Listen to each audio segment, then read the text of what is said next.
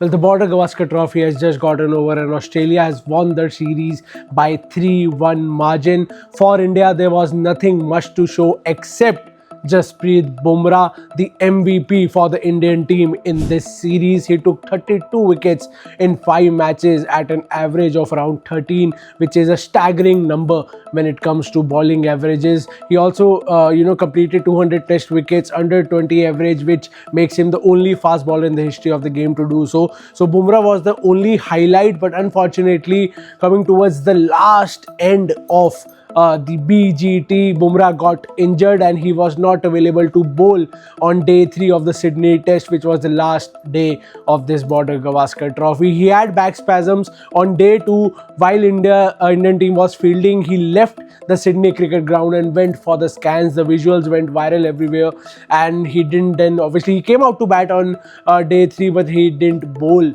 on day 3, and that was one of the major factors that Australia won the match quite easily without any major hiccups. But now the fans are wondering whether Jasprit Bumrah is fit enough to play in the coming weeks, in the coming months. There's a England series, there's a Champions Trophy, then obviously IPL, followed by the England Test series, 5-match Test series, which will be played in England. Now, according to a latest report in PTI, it is being said that Bumrah's obviously injury details are not yet out, but there are 3 types of injury. If it's a grade 1 injury, he could be out of action for at least 2 to 3 weeks. If it's a grade 2 injury, he could be out of action for at least 6 weeks. And if it is a grade 3 injury, he could be out of action for 3 months, followed by a rehab process, which is obviously a long process. So this is what could happen depending on what kind of injury it is. The details of the injury, as I said, are not yet out.